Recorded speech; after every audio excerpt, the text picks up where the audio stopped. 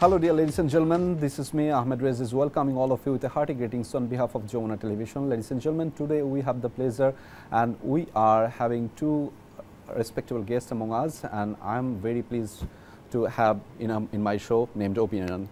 Welcome, and just at the very beginning I'm delighted and excited to introduce them, and today I'm just going to introduce our guest of honor, His Excellency Brent Nyman, Deputy Under Secretary and Assistant Secretary for International Finance and Development. Welcome to Jamuna Television. And also we have with us the remarkable and Her Excellency Anjali Kaur, Deputy Assistant Administrator, USAID. Welcome to Jamuna Television. And I will just allow me to ask some question to you, and definitely I will ask many more questions to you. Thank you. Thank you so much for your time with Jamuna Television.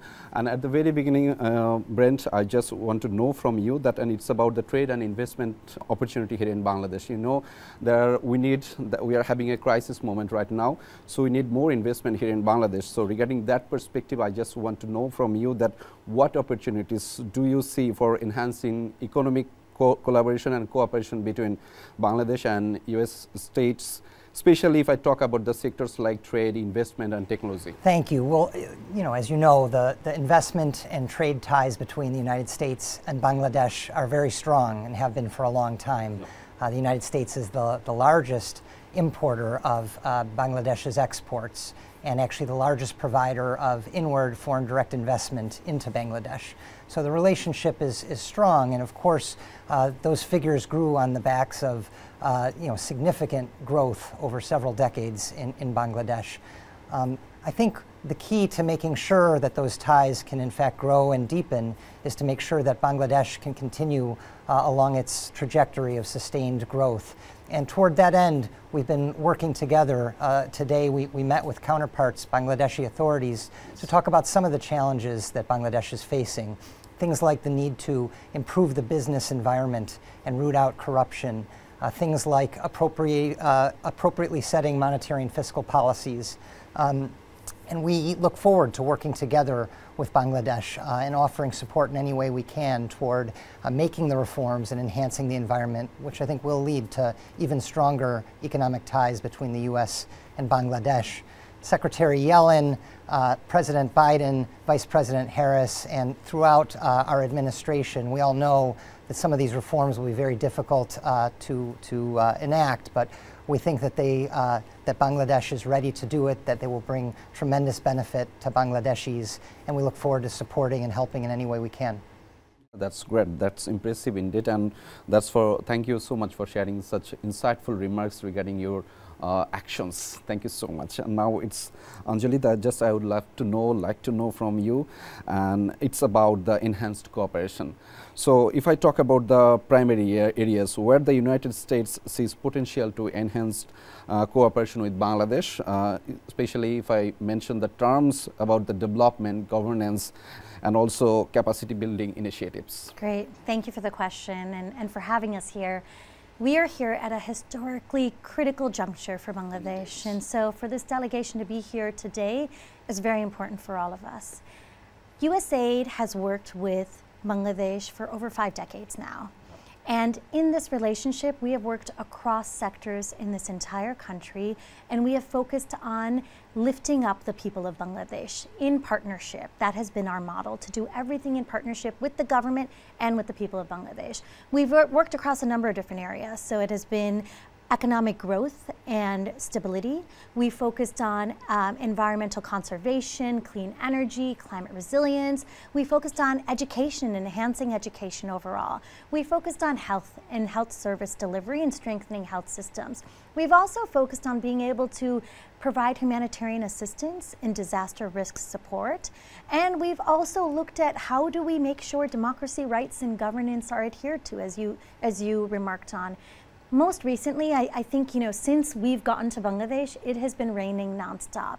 And what it's shown us is that there's been flooding, unprecedented flooding in the country. And so something new we've been able to do is provide even additional support for flooding to areas that we've never done before. I've always seen flooding support to Sylhet, but now we're doing to Chattogram and to new areas where we've seen unprecedented flooding. And this emergency response that we provide, it's really about search and rescue, providing multi-purpose financial assistance, being able to provide food, clean water to those that are the most vulnerable.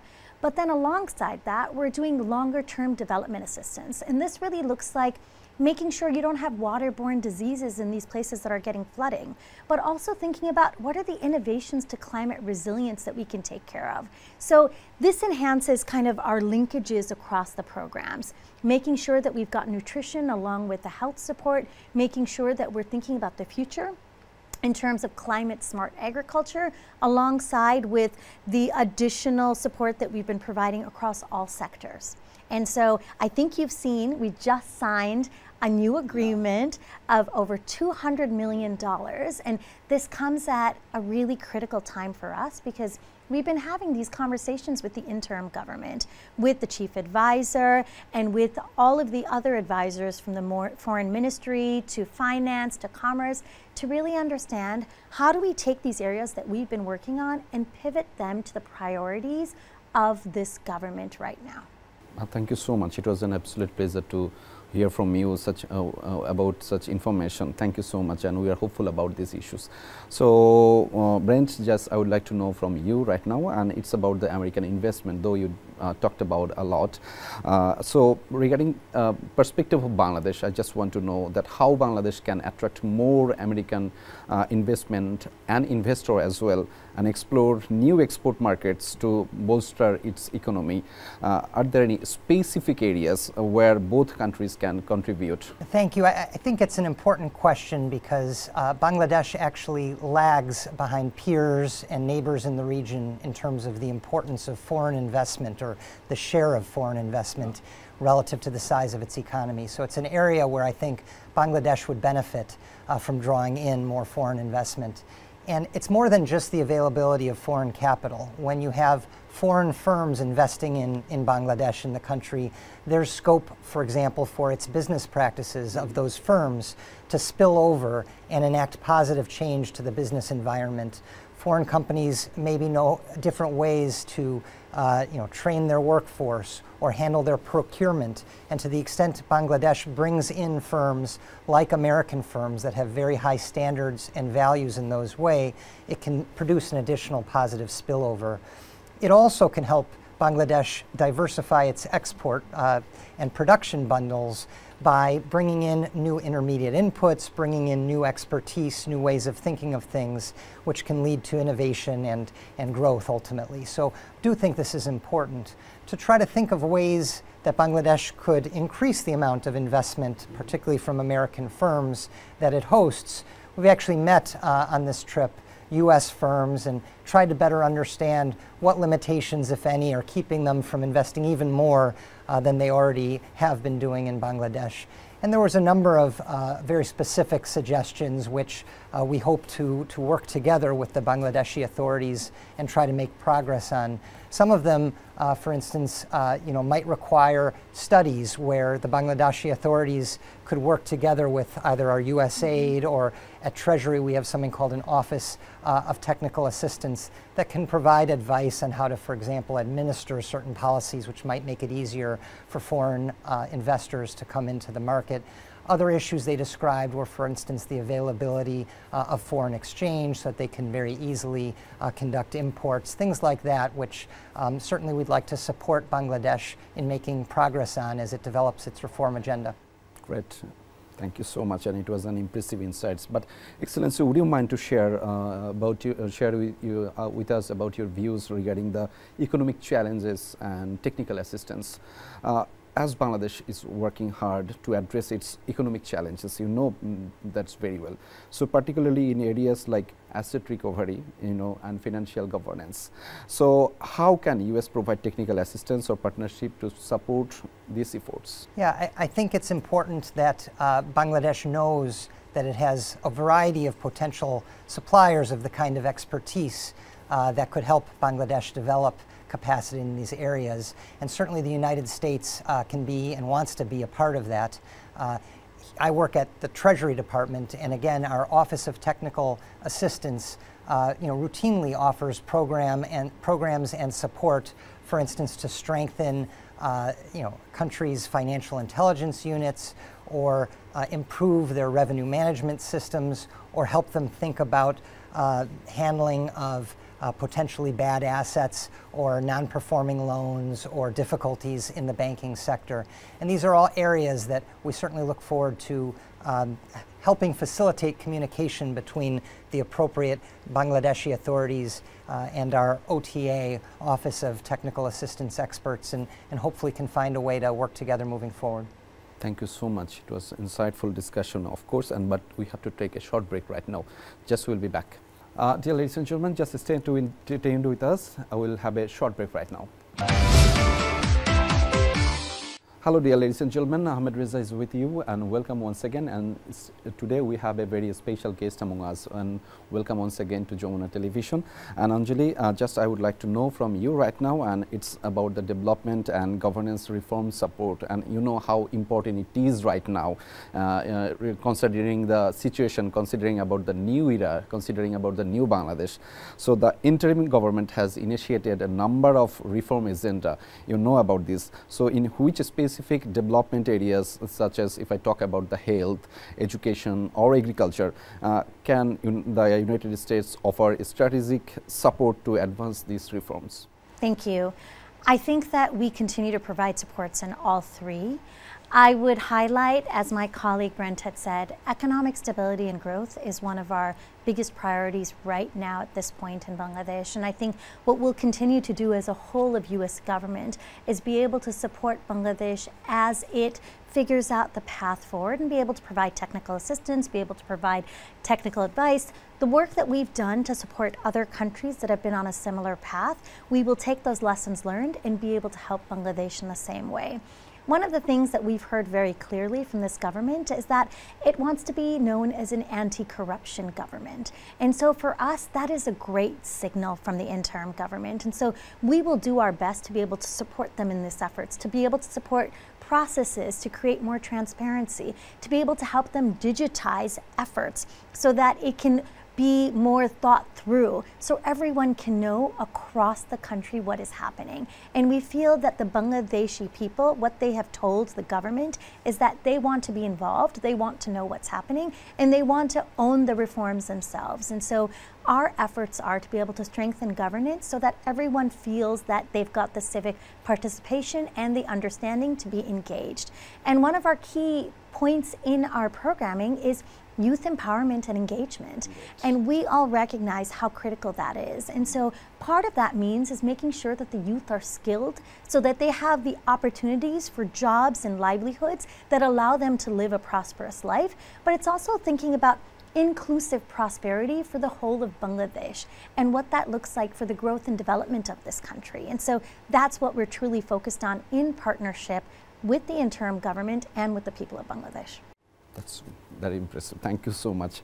It was nice to hear from you. Brent, just I would like to know about the liquidity crisis. And you know, if we talked about the couple of crises here in Bangladesh we are having right now. So if I talk about the liquidity crisis, that given Bangladesh's current liquidity crisis, and if you mention about the dollar crisis as well, what kind of financial or technical support can the United States provide to help sustainable economy for Bangladesh and encourage sustainable growth as well? Well, on these issues, my view is that the role of Bangladesh's IMF program is really essential. And so we're, in our discussions with the authorities today, certainly encouraging a robust engagement with the IMF and a strong commitment to IMF program-backed reforms. That, to me, seems to be the first and perhaps most important immediate step in handling many aspects of the problems that you just described. There's also support that we expect from other international financial institutions. The World Bank, for example, and the Asian Development Bank have each committed on the order of $5 billion per year to Bangladesh since 2020, and will also be very important partners. So complementing the efforts of these international financial institutions and advice and technical expertise and support from agencies like USAID or Treasury's technical assistance, we're hoping that Bangladesh will be able, and we expect Bangladesh to be able to take some steps that will bring about improvements in the areas and against the challenges that you just described. We are hopeful about these issues, and we are looking forward to have these opportunities. So Anjali, I would like to know from you about a crisis, and you know that we are having a lots of crises. So regarding that perspective, Rohingya crisis is an international crisis. So regarding that perspective, if I want to know about from you, that how can the United States assist Bangladesh is resolving the Rohingya crisis, and also repatriation also. So in both way, like humanitarian aid or by engaging diplomatic efforts to find a sustainable solution. Right. First, I want to thank the people of Bangladesh and the government for being so generous in hosting the Rohingya for now what is 7 years. I think it is such an act of goodwill and generosity that the whole world recognizes.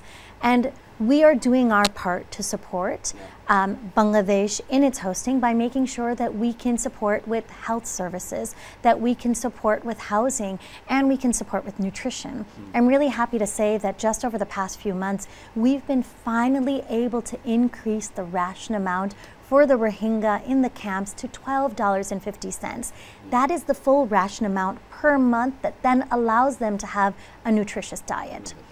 But I think there's a few things that we could be doing that would further the Rohingya, better the situation for the Rohingya specifically in the camps. And the first is livelihoods. We know that if the Rohingya had livelihood opportunities within the camps, it would allow them to live a more sustainable and dignified life, which is something we all want.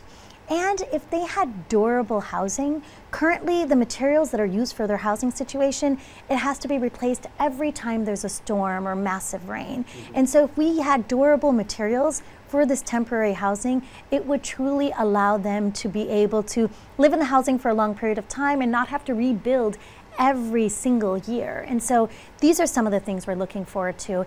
And I know that all of us here want the Rohingya to return back to Burma, but only when it is safe and it's conducive. It's an environment that allows them to be secure to return back.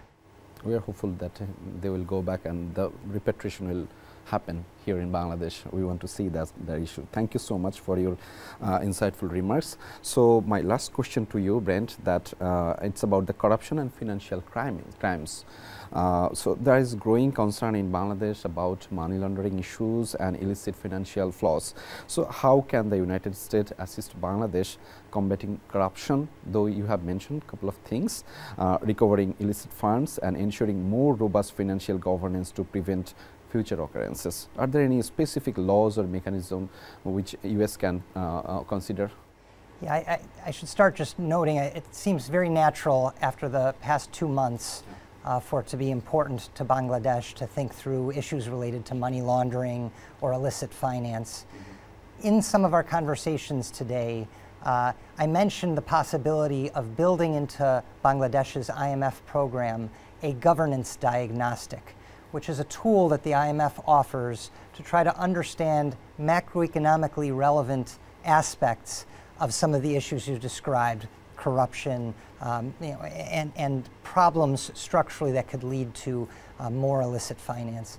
And so if Bangladesh chooses to include that element in their IMF program, that would be one way for Bangladesh to get assistance that will hopefully improve and strengthen their system against corruption, against money laundering, against illicit finance.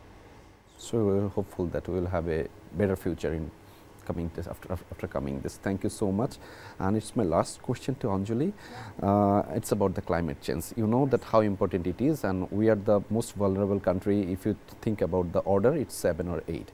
So what new initiatives or partnership can be expected between Bangladesh and the United States in sectors like climate resilience, renewable energy and sustainable development, considering the both countries' commitments to addressing climate change issues? Great. I mean, as I said before, we're all witnessing climate change every single day, and especially here in Dhaka, we're seeing it live.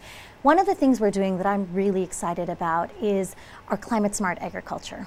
And so as we're noticing in a lot of the farming areas, the farmers are becoming even more and more vulnerable. And so what we're thinking about is thinking about innovations in seeds. And so how can seeds be more adaptable? How can they respond to the salinity in water? How can we think about the different tools and technologies that farmers have that regardless of what's happening in the environment, they can adapt and respond and still consider how to make a livelihood and produce, you know, goods. So that's something that we're really excited about. We're also thinking about the need for embankments and how do we support the government that has really thinking about the coastal lines being depleted. And that's an area that we've worked on in the past that we're going to continue doing in the future.